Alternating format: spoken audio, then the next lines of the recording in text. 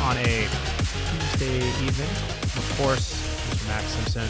And I'm joined by a man just has absolutely abysmal FIFA skills. It's Mr. Owen Evans. How are we doing? I beat you in the end. Listen, I'm getting this out of the way. I'm going off the rails immediately. I need some help settling this. Okay? Can we lay out what happened? You said that you would do it that way. That's your own fault. You conceded that you would play as a really bad team. We're gonna lay out exactly what happened. We play 2 games. Yeah. We play all these games. Owen is a 4-star team. They're Monaco. I am a half-star team from the Republic of Ireland, which was a university, in fact. Their highest-rated attribute was a 59. Their 59 is their highest team-rated attribute. Yeah, but again, Max, you said you would do that. I had the broken controller. You can only beat what's in front of you. I had the busted controller, and I win the first 2 matches 1-0. Owen finally gets in the groove, and you've been warming up. You played 3 games immediately prior. Bro, but the third game, I won every match thereafter. You should not be in this competition with a half-star team. See, Reese in the chat, UCD, AFC for life. That's what I was playing with. He gets it. Owen, you're inferior. You shouldn't have dropped any points against me in that manner. But we can't say the same thing for Phoenix Rising. How's that for a segue? Because we are still... It's an awful segue, man. We're still... we're not forcing it. You're forcing it. We're not Paul Blart Markov. That's a bad segue. No, but we are still kind of trying to figure out everything from Saturday's match. Kind of a tough one, right? I know, like we mentioned, for those of you who somehow missed it, if you live under rock, Rising lost 2-1 to San Antonio. Yeah. They go up after about 20 minutes or so, but they are down a man.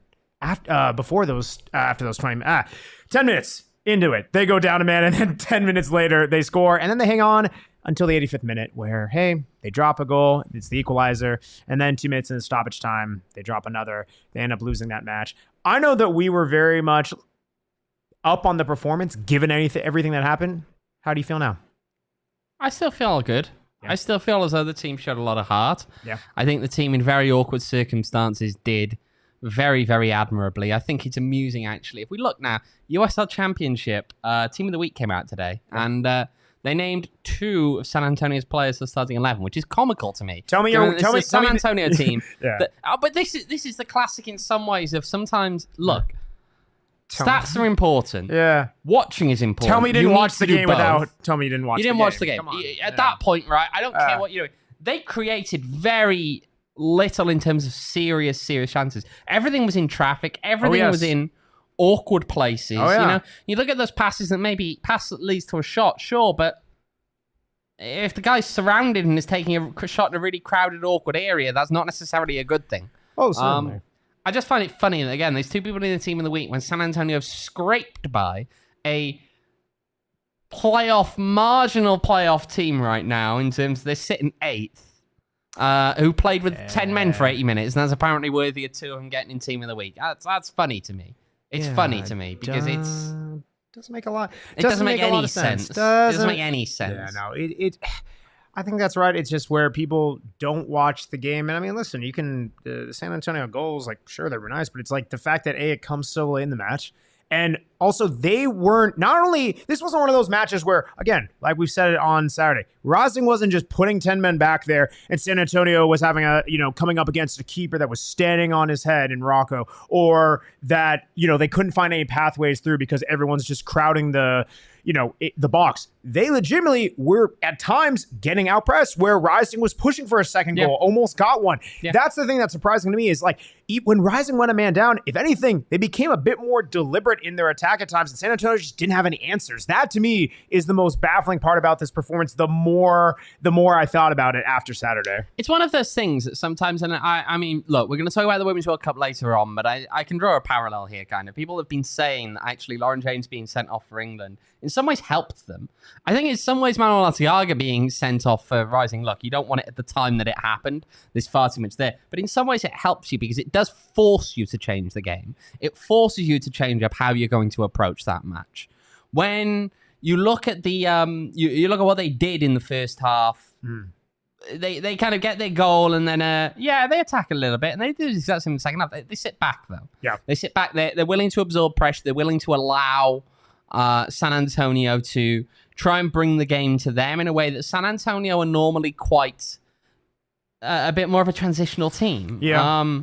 You're really cutting down on those transitional moments. Now, again, it's hard to tell you whether Juan Guerrero was ultimately going to go down that kind of a route or not, depending on whether the red card happens or not. But in this case, the red card forces the issue. It doesn't give you much option. It forces you to bunker in a little bit more. And again, that's just where San Antonio struggle. We saw it against Miami FC a few weeks ago.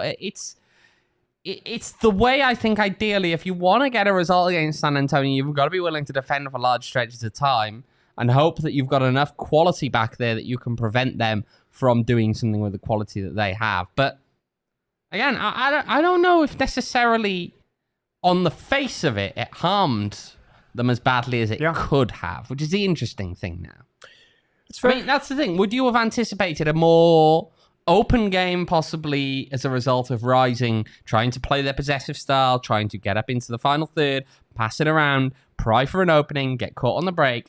I think it's actually a really good case to be made that Phoenix Rising could have lost that game by more goals if they'd have finished the game with 11 men on the field.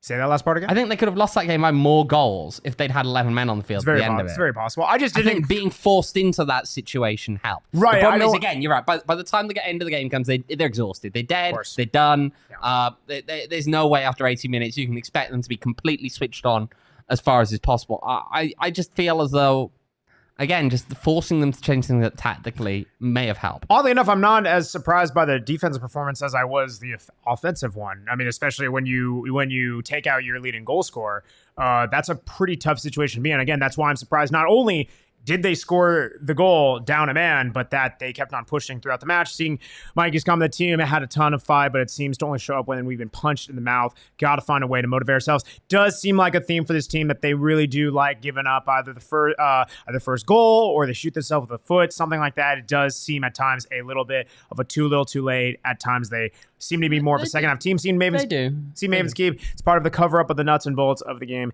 Definitely fun. But that's kind of where I push back on Mikey's point. Rocco made some good saves and so did our defenders. I agree, but I don't think this was one of those where like heroic defending stay on their head. There were moments for sure, but this if you were to tell me that a team was going to go down to 10 men and they would deliver this performance, I don't think I would have believed you when I said that Rising almost scored a second and that they were the more attacking team for many stretches during that match. Once again, 28 shots, of which 5 were on target to a cumulative 1.72 XG. That's not high.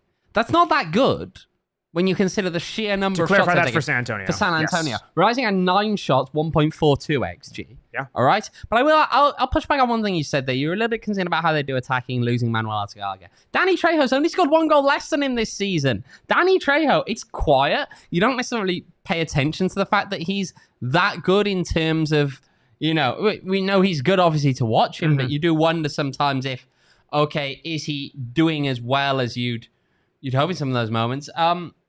As Manuel Arteaga, who's been more visibly leading the charge. But Danny Trejo's scoring a lot of goals. I'm not saying... He's 10. He's on 10. It's not even disrespect to Danny Trejo. It's why would I want my leading goal scorer? I don't care if he's only 1 behind him. Why would I want my leading goal scorer taken out of there? Why would I want my second leading goal scorer taken out? Why would I want one of my focal point attacking guys? You can make the same claim for Panos. Like, if he was in there, who's not even near the top of the scoring charts for the team. Like, to me... It's also the other thing, too, that we've identified with this team, that they do not have a number 9 replacement. I think that, to me, is certainly not one where it's of the same caliber. And that, to me, is the thing that I find the most interesting and the most, I would say, favorable taking away from this match. Is it's not like they lost, again, it's not even comparing apples to apples, but if you were to lose Panos or Danny Trejo, I think that is a significant blow. But while it's not the same caliber of guys, you do have people who can at least come in and at least positionally, there is some sort of similarities. You do not have someone who can take that burn as a number 9, who's connecting play like Manuel Arteaga, who is trying to be that aerial threat like Manuel Arteaga. That, to me, was the most surprising thing. And again, the way the goal was scored, like we talked about, where Danny Trejo checks to the ball, gives a little head fake, and then boom, he's off to the races with a beautiful through ball from Carlos Harvey. That's something that is not, we haven't seen consistently in the DNA of this team on a consistent basis. We've seen that flashes, but that to me is encouraging. It is. Look, and I still think, though, this is the thing. Danny Trejo getting a through on the end of a through ball and putting it away is a very Danny Trejo thing to do. Yeah. We saw him do it in the last game prior as well, against Monterey Bay. It was, look, this is something that he's very good at doing. He said all along, his achievement, his skill set really is when he finds himself in a spot where he's in behind that defense, he's going to bury them. Oh, yeah. And he does. Most of the time, he does. I actually think if that initial ball up to Manu, which he ultimately gets sent off for after it goes out for a corner, I think if he had been the one that was chasing that, I think it's 1-0 and Rising still has 11 players at that point. I think Danny Trejo scores that. I don't think Danny Trejo's caught in that moment. I think he buries it. Yeah, that's fair. I don't know, man. Again, we know the decision and how Arteaga reacted. Again, whether it's was his fault, was his not, It's just tough. Can't put yourself in that position. But I think the thing that was interesting, right, is when we talk about, Arteaga going off and how Rising was aligned. We have typically seen them in matches very high up the pitch, utilizing their width, almost like sometimes almost exclusively utilizing their width, where they're whipping and crosses, everything like that. We saw a different shape from Rising, especially after Arteaga got sent off. We did. Let's have a quick look now at the positioning for these. And what you see there is there's only one guy, really, Eddie Manjoma, who's outside of the edge of the penalty area line extended, really. It's a very narrow kind of setup. And that goes to a lot of the frustration of San Antonio, right? Yeah. At the end of the day, Rising did a very good job of clogging things up in the middle of the park, of taking up those spaces in ways that ultimately, where is San Antonio meant to go there? You cut out a lot of the space. They don't have a lot to work with now. They're trying to break through into the penalty area. They're not getting a whole lot of anything there. They eventually find their goal with a handful of minutes to play. Yeah.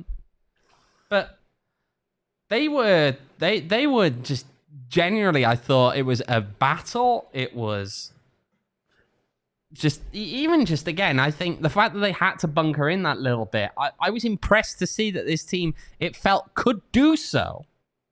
That they were capable of doing that. Because we haven't really seen Rising go at it in that kind of a way in games. We haven't seen them have to do that. When you get close to the end of the season, sometimes you take a lead and maybe it's that last 10 minutes you got to bunker.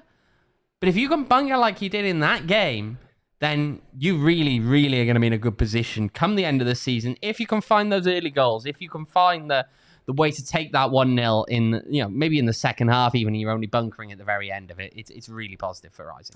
No, 100%. I think the other telling part about this, and this is actually pulled from Statlacky Reese off camera, is this was actually, given, especially, the Rising was down to 10 men, this was one of their lowest passing accuracy, completion percentage performances of the season. In fact, the only other one that was within that range, opponent was against San Antonio earlier in the season. So, I think it's doing more with less. I think we've seen this team at times pass to death, almost to a fault, almost at times where there wasn't that sort of decision-making, that sort of emphasis to get creative. And we saw a bit of decisiveness, even with very limited offensive chances. I think, it's crazy. And I don't get me wrong, we want to see aesthetically pleasing football, but if we're going to see it like this, where I would rather see Rising work a bit more the middle of the pitch, have a bit more of those through balls and a bit of runs checking in and then playing off of them, rather than what we've seen in previous matches, really what we saw for San Antonio, where you're whipping in all these crosses,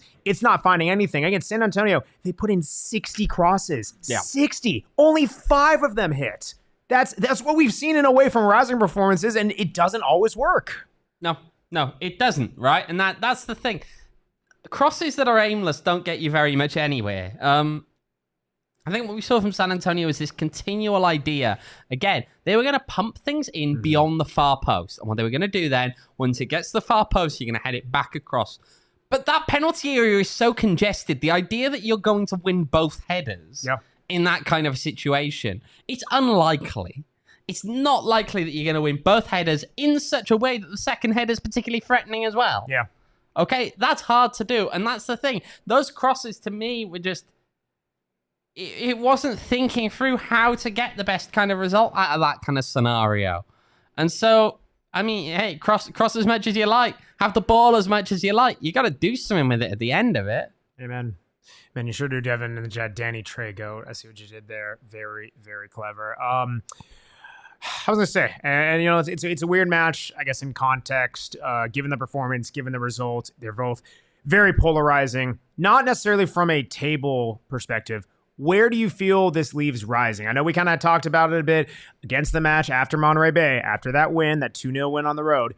Do you see this as something that can compel them forward, or especially that they're going to have to adjust without Arteaga? How do you see this next match and even beyond that progressing? I think people have kind of spoken about it as would the ending of this game be deflating, and I think a little bit in the moment, but I don't think it is long run. Yeah. And I think that's tempered by something else, which I'm going to touch on later. I'm not going to immediately hit on that. I think we should address the footballing side of things first. Of course. What you've got here is just a situation whereby they have fought so hard, been received quite well for doing so. Yep. And I think this team coming together under adversity in a case whereby it was, we've seen it earlier in the season. I'm not sure if quite of the same ilk as we saw in this game, where I think they genuinely did themselves so much credit that I can't have any real complaints. I mean, look, it's a rare one where we've seen Rising drop points this season. We come out after the game. We don't really have a lot of criticism. I think that we've been quite critical of this team throughout the year. The fact that certain individual players have not stepped up to the level that we expect them to perform at. The fact that the tactics, when they're not working, aren't particularly enjoyable to watch when it doesn't work. The fact that this team sometimes does indeed need that too little too late kind of, how to really, try and pick themselves up late in a game, but it's far gone by that point. That's not what we saw in this game. No. Look, those boys were gutted after that match. I'd expect nothing less. But I don't think that they're going to go out of this long run, especially in the situation. You look at the coaching staff, you look at the kind of ethos that Juan espouses, you look at the way that I think he's going to go over there and try and lift them up. I think the supporters in large part have done the exact same and lifted them up in terms of just showing that, yes, they really appreciate the fight that those boys put out there in that game. Yeah. They earned the right to wear the shirt. That's the key thing there in that game. Yeah. I don't think anyone can argue with that. Some people will. There are people on Facebook, Twitter, Instagram, whatever, the clowns. We don't pay attention to some of the clowns. I'm tired of listening to some of the takes. No, they are all. I am tired of it. I am tired of the pointless. Rant. No, I ranted on Twitter already. You did. No, they've done that. This team wouldn't have done what they did in that game last season. They'd have collapsed. They'd have crumbled. And that to me is the difference. Is like, listen, no one is saying that wins don't matter, that the results don't matter. If this team misses out on playoffs, it is a categorical failure. I agree. In most people's eyes, if this team doesn't finish in a high seeding position, or if they don't win a playoff game, a lot of people classify that as a categorical failure. This club aspires not just to place high in the West or to win the West. They genuinely aspire, and they had been admired for a long time around the league as one of those teams to win the whole dang thing. Anything short of that, in many people's eyes, is a categorical failure. However, you cannot take a look at that performance last night and reasonably compare that to last season or certain parts of the stadium saying Juan out. That is not something that you cannot look at that game and reasonably say that is what should happen. Look, again, last year, the reason, and this is one of the things I've had people ask, is like, so why is it that now it's like, you look at the performance overall, there's not a huge amount of difference. You know what I see? I see a team fighting for their manager as well, though, right? That's a large part of why we wouldn't have seen this last year. The boys had given up on the season, and they'd given up on their coach. That's not what we've seen. That's not what we've seen from this team now. That's not what we're seeing out there on a weekly basis. We're not seeing them go on a skid in the way that they did last year, where it's constant struggles. We haven't seen any of that. There's nothing. I mean, they're even in a playoff spot right now. Yep. This point last year, when Rick was let go by the team, name me one person seriously, right? I mean, seriously now, who thinks that Rick would have gotten them into the playoffs last year. They wouldn't have. It was a different aura. It was a team where you're needing other people to drop points. You're looking up consistently at the table and everything like that. Listen, Rising needs to improve performances and get to those results, but it's not like that they are in the same type of mentality where they're just on a wing and a prayer waiting for people to drop off. They can control their own destiny. I do see Golden Man Pat in the chat. Oh, got the feisty OGs after the match. Not really such thing as a feisty OGs because it's actually quite the opposite. It is nice and relaxing for those of you out there. OGs brands, absolutely love them. You guys love them. We've had people give me rave reviews about our friends at OG's Brands because they're just that darn good, guys. You already know it, especially the indicas help mellow this guy out or can do what they can anyway. The sativas get a little bit uppity, but nothing too crazy. Even the happy balance, the nice CBD THC ratio,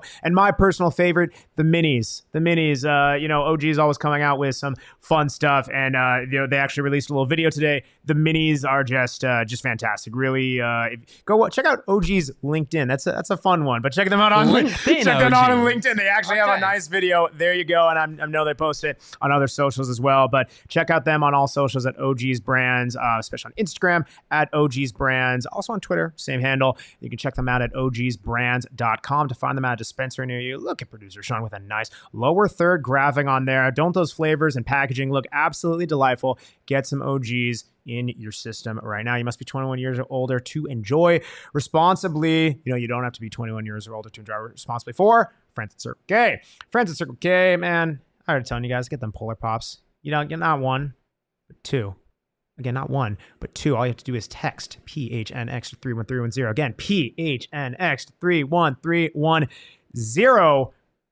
And you get two Polar Pops. Again, literally get out your phone. Takes 2 seconds to do. See Golden Man Pat saying by using my comment to transition, Max, I demand a portion of the ad revenue. I appreciate, you know what, man? Maybe you do that. You text PHNX 31310.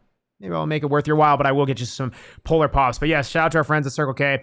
I was munching on some popcorn. Reese munching on some popcorn. They have the best in-house brands as well. Check them out. Circle K, premium gas, all that stuff. And fun updates for our friends at Circle K. If you haven't already seen it, they're doing some nice gas initiatives, everything like that.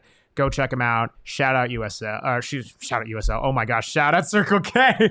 Wow. I was reading my paper, which said USL, and my mind got sidetracked. One other thing, though, really, to kind of go and so that's what I was getting to. I wanted to make sure I gave our partners some love because, listen, there's no transition for this. There's not a lot of love in the next part. We've spoken about what happened on the field. We've spoken about what happened on the field and all of that. We need to speak a little about what happened off the field as well. Sir. Look, it's inevitable, I think, and discussions need to be had over what's happening with warm-ups, with player warm-ups, how they're going to happen. What we saw on Saturday in the way that there was a lot of just generally antagonistic behavior by the South End, which you expect. Fans are going to be annoying. Fans are going to be annoying. That's how it happens, right? They're there to be annoying. Yes, Max is buying beers, by the way. But fans are there to be annoying. They're not there to be just happy clappy. This isn't organ playing sport. You want that? There's other stuff that you just clap your hands or they drown you out with music anyway. Okay, those sports exist. That's not what this is. Right. Okay. Now there's obviously there was a mass confrontation at the end of the game, sparked off various things. I'll quote what Rising coach Juan Guerra tweeted actually on Sunday morning. Players protecting our supporters after the game.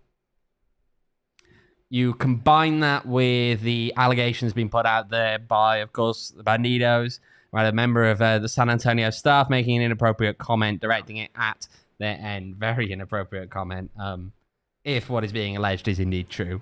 We also saw Rising co-owner Brandon McCarthy tweeting that it was something that he'd had corroborated by other supporters and staff.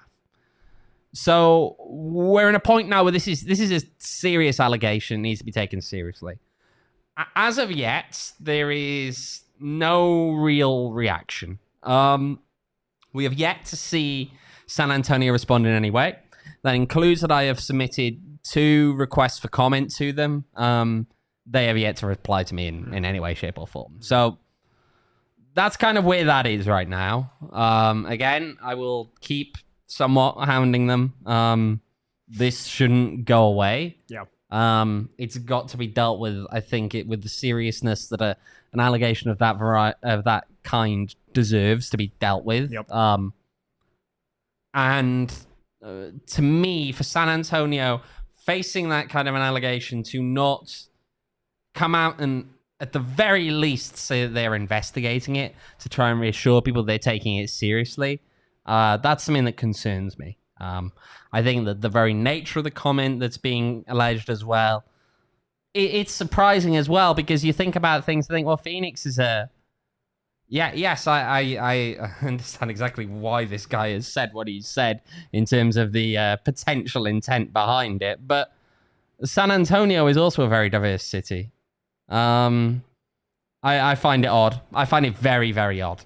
And I can't get my head around why San Antonio is ultimately hoping, I think, that they can just bury this at the moment and be quiet. They are not publicly communicating anything around this allegation. To me, that's not good enough.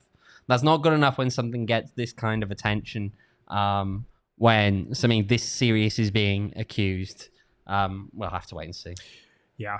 No, it's, listen, it was the game tensions were definitely high throughout the match, especially after the referee call, goal for Rising, and then the 2 answering back from San Antonio. Listen, the temperature was high in that one, given the crowd and everything like that, but alleging what was said and what's been corroborated by multiple people, there's nothing you can say to that sort of thing, especially given the position of the person who said that and everything like that. Like, there's no place for that in the game. There's no place for that in society. And it's just like, if you, listen, supporters are going to be rowdy and everything like that, but that's not a way to respond to it. Like, that's weak. It's poor. It's poor. And again, like, yes, USL is going to be looking into it. Yep. As they do, right? We expect those kind of things to happen, but it's a problem whereby, again, I still feel Phoenix Rising is going to comment, USL is going to vaguely... It's all vague. Everything they're saying is vague. Yes, of course, it's going to be legal. Look into it. Yeah. But the problem is that, again, I still feel there's a need for some degree of almost just a willingness to engage from the team that's being accused of this. I think it's serious. I mean, you can't do that in a football ground and expect that's going to go down well. And that's the thing, right? I mean, as Michael says here, the South End rattled them. We know they rattled them. But it's a point whereby if you work in professional sport, you can't say things like that. No one should be saying things like that anyway. But when you work in that kind of a position, I'm sorry, being rattled isn't a good enough excuse. No. I mean, certainly not to go to that level. Like, absolutely not. They're like, you don't even know what to say, man. Come on. Like, don't, like, that's such a low blow. It's weak, man. It's absolutely weak. Definitely beyond poor. Yeah, man. Well, yeah, like I said, we'll keep you guys informed. Anything we hear in terms of any news, anything that you receive, anything we hear from the league, anything like that. Speaking of the league, I know we had a couple matches that we were talking about after Rising's match concluded. Anything that you want to highlight in terms of either match results or things to look forward to, and really seeing where Rising fits in kind of within the USL hierarchy of things? Yeah, it was another crazy weekend in a lot of ways. Yeah. I mean, we touched on this on the weekend, of course. Miami FC putting 4 on El Paso. Utterly bizarre. I mean, that team is in free fall. We're going to have to talk about El Paso a lot more coming up on our next show, of course. So won't go too much into that one. We're going to save some good stuff for then. But they are dropping like a stone. Yeah. Not bad news for Rising. Not bad. We'll take it. Not bad news for Rising. You're going to have our results there. Hartford getting a kind of a sneaky win there over New Mexico at home. Yeah.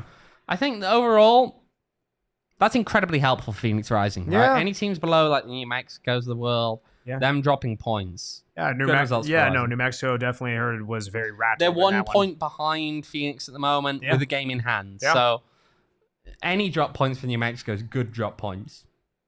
Meanwhile, you look at RGV losing to Vegas, which also keeps them at bay. It's good for the outlook of Rising. Good for the outlook of Rising. If RGV had won that game, Rising would not be currently in a playoff spot. RGV would. Also, more from a more pride standpoint, Rising was Vegas' only win. Not great. Absolutely. Yeah, we'll take that. Absolutely. And I think those are the main things that really kind of stick out to me as impactful. Monterey Bay, of course, losing to Sac Republic. That's not a shock though. It's kind of a result that you'd almost expect. So, yeah, that keeps Monterey Bay outside again. But besides that, broadly speaking, this team in that real mix, not great. Being an 8th, of course, never fun. But then you look at how close they are to other teams that are around them as well. Yep. 3 points off a 7th, 3 points off a 6th, 4 points off a 5th, 5 points off a 4th.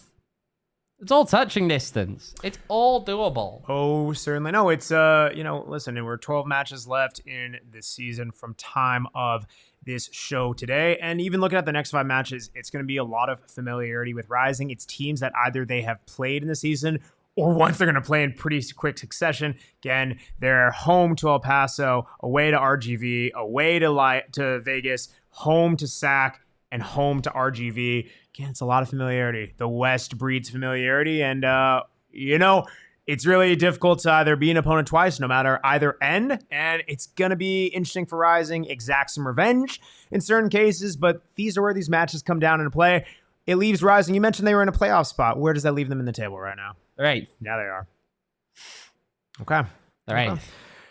It's going to be a stretch of games, that's for sure. It is.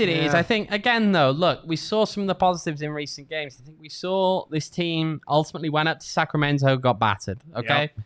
No real shying away from that. It was an atrocious performance. It was embarrassing for Phoenix Rising to lose that game in the manner that they did. They go to Monterey Bay, pull off a good result. They come home to San Antonio. Yes, it's a very daft decision in the first 10 minutes. They battle from there on out. I'm not feeling that negative about what I've seen ever since that collapse against Sacramento. I'm not feeling negative about it at all. Yeah. They're going in the right direction. I think, kind of like you mentioned, the ethos of the team is very much trending upward. Also, up, exactly. Also, for those of you who are looking on video, bad medium for audio, but also trending upwards.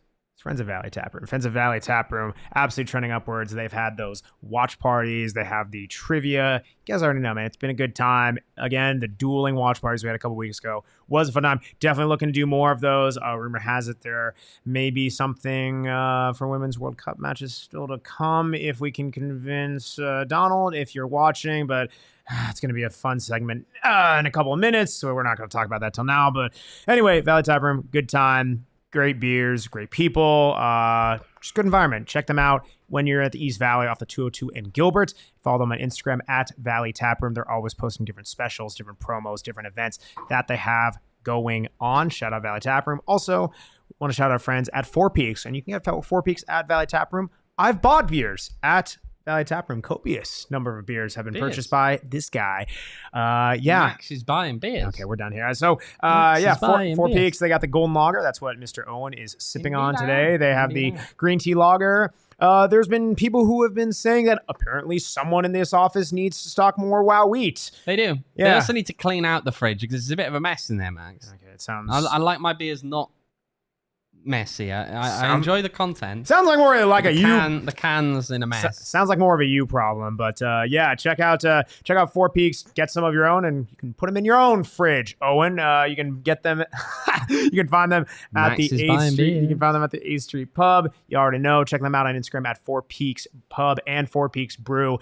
Check out all the events they're doing at the pub. To check out all the beers they have, all the fun stuff. You must be 21 years or older to enjoy responsibly. Do we oh no that's honestly a really unfortunate, really good transition. Okay, it's gonna be fun to level producer Sean. Let's see. Okay, Goalie Man Pat, the beer is bought by Max Jinx, the U.S. Women's National Team. Okay, let's get into it. Okay, for those of you who were up like me on Sunday morning at 2 a.m., which actually, shout out Damon. He gave me some of his, we watched the match together, gave me some of his nachos. Nice. I think he jinxed him. He was definitely saying a lot of things. Definitely jinxing the crew for sure. Yeah, rumor has it that the US were unbeaten in games when we had watch parties. They were, actually. I mean... They drew and lost on the other. Well, they drew and drew, really. Yeah. I mean, I did bet on Sweden. I'm just being honest, emotionally hedging my bet. Now, granted, it was in regular time, so Who could have predicted a 0-0 draw that goes into PKs? Everyone.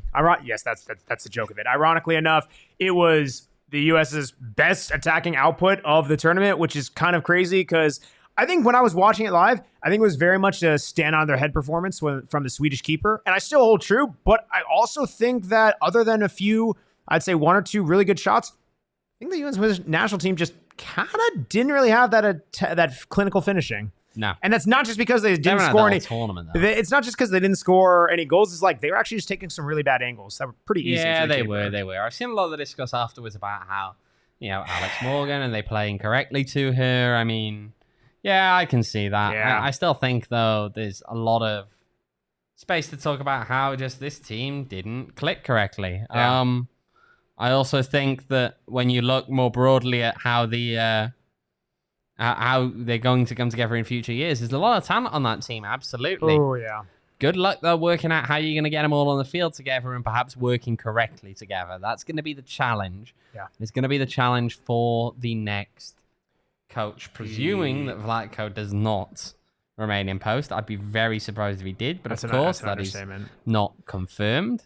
I'm not a fortune teller, but I would say so. You're not a lot of things, Max. Anyway, Goalman Pat outside of maybe 2 shots. It was quantity over quality for the keeper. Yep. Okay, there it is. We got the Vlatko out there from Mikey. It's gonna start. It's gonna start. Yeah. I mean, I just feel as though again, they weren't that good the whole tournament, and just putting it on Vlatko to me doesn't do enough. They didn't create enough otherwise. It kind of needs to happen. No, I agree. Vlatko has to go. I'm not arguing that. I'd be very shocked if he doesn't go. I think let us channel our rage. Put a Vlatko out in the chat if you agree. He's not done a good job there at all. Nope. But at the same time, all I'm saying is I don't think he's your only problem to deal with. Certainly not. I think there's a different, a larger systemic issue. I think it's not that's the thing. It's not a talent gap. You even saw a lot of young talent who were starting, who were key performers in this tournament. I guess for as well as a team can have key performers for finishing second and not really scoring too many goals. 4 goals in regulation time in 4 matches? It's listen. I think it's not a talent thing. I know you mentioned on previous podcasts, on the last week's podcast, that it's probably a more issue in a lot of ways, right, within the system that's coming through, the domestic league. There's a lot of things. I think, right, it's a coaching thing for sure. It's definitely, I think it's a way we evaluate talent. It's not a question of the talent coming in, but when do you move off of some of the older squad? There are definitely some players who, I think the thing that I saw was everyone was utilizing Megan Rapinoe as, okay, she's like the secret weapon, all that. I'm like, no, dude, she didn't really do much. She didn't really do much at all. Right? She had a really poor match. It's intriguing when you look at it because I wonder if there was an element still of the lingering kind of goodbye tour that has been such a nice kind of stalwart of the US women's national team circuit, whereby they would beat up on teams so badly that old aging players would still get their last little farewell. The problem is they weren't beating up on teams this tournament. Yeah. And they haven't been beating up on teams for a while, really. A 3-0 victory against Vietnam, and it was not that decisive. No, it wasn't. It was poor. It was poor, right?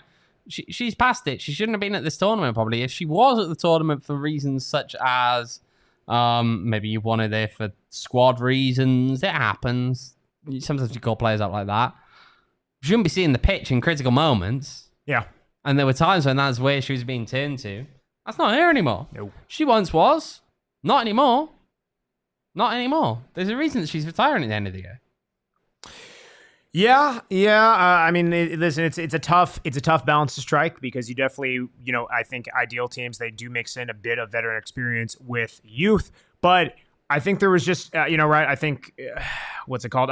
Digoli puts it really well. Vlatko, injuries, awful subs, no chemistry since Olympics, a lot of issues. I just think that this team really didn't find a groove. And in past tournaments where they're putting it in groove and everything as well, also Tori's comment, the quality of other teams is getting better as well. Has gotten better.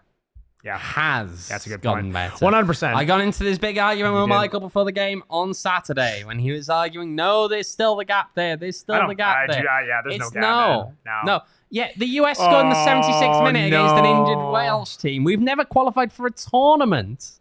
We have never qualified. The Welsh women's team has never qualified for a Euros, let alone a World Cup. So if that's who you want to compare yourself to, be my guest, compare yourselves to Wales. But that's an indictment on yourselves. If that's where the standard is, this is a US women's national team that you were talking about a three-peat, and now we're bringing up results against Wales in a warm-up friendly. If that's where the quality of the discourse has gone, no wonder you got knocked out in the round of 16. No wonder. Hi, Harry, by the way. I'm honestly just happy he didn't show up earlier. Thanks, Eric. Yeah. Gosh.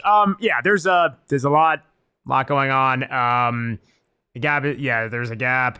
It's closing, but it's still there. This is agree to disagree. Round of 16. Yeah, lowest ever finish. Stop! You get knocked out in the quarters or semis. Fine. Say what you want. Blame it on injuries, whatever. Round of 16.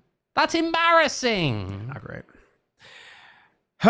Not great. Well, they're not. If you're a U.S. fan, there isn't really upside to this loss. I guess if you're going to have to find a silver lining, probably all but confirms, right? Vlatko out. Don't even have to worry about, if he wins, does Vlatko stay? Even though people didn't want that. You don't have to worry about that. The other thing is, it allows... You never know.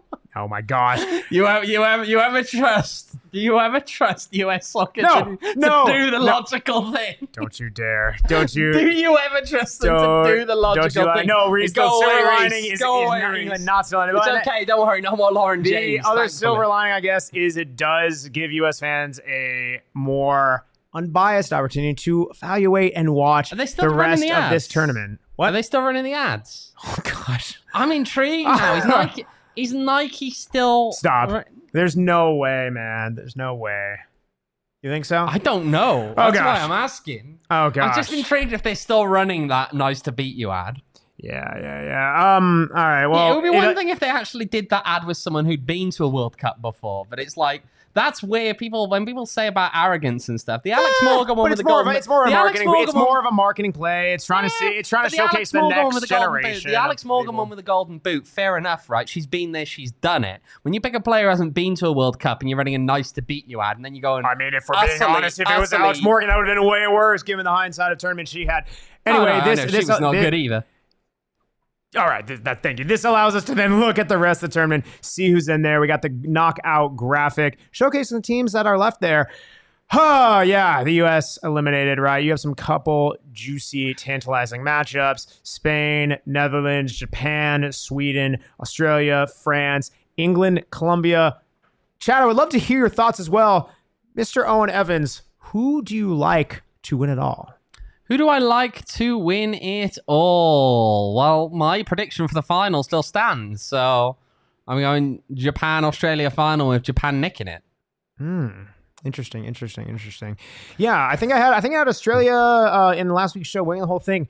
I'm really convinced by Spain's performance, and knowing me, the anti-jinx, this is going to come back to absolutely haunt me by the time these matches are played. But I really like Spain's performance. I mean, yes, I get it. They beat up against a Swiss side, but I think just the way they did it, very clinical. Yes, I understand they're going to have to run it. They're good chance. If it's not Sweden, then they're going to run to the buzzsaw that is Japan if they win against the Dutch. But I like Spain.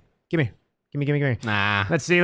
D goalie Japan taking it. Okay. I want to see anyone else in the chat, but it doesn't just mean that's the only thing at play. It means that our pool is still active, and darn, Nigeria was so close, but unfortunately they fell. But it means that we still have 8 people in it with some skin in the game. Mr. Jake Man Anderson with Australia. Discount Jay! M. Cardenas with Colombia. Emma Clark with Japan. She's looking real good given that pick. Ken Nine Jr. with France. Fat Kid Comida with England. Statlacky Reese with the Dutch, Mr. Jose Bosch with Spain, and Charles with Sweden. Some heavy contenders out there. Again, that's the last 8. You'd expect them to be. Well, thank you, buddy. That gives the grand prize, of course. A lot of things at stake, thanks to all of our partners, but a lot of people in it. So, judging by what you're saying, I'm going to give these prizes to Emma? That's what you're saying. That's what you're telling me. You know what, Max? I think it's right about time that you really go out and get the people what they want. Get some items signed by Vlatko. What? That's the prize right there. Do you think I... Come on. Charles, I have to face them in the next round. Go on eBay. I'm scared. People will be flogging that. Surely now. Everyone hates him now. Yeah, Charles, I have to face Emma in the next round. I'm scared. LOL. Charles, thanks a lot. You picked a team that beat the U.S. Are we blaming Logan now? Harry's got us blaming Logan. Interesting. I'm blaming Charles. I'm blaming Charles because he got Sweden. So Orange County's Logan. Interesting. Harry's picking Logan to blame. I'm picking Charles. I love you, Charles. But okay. Devin, alphabetically, I'm first.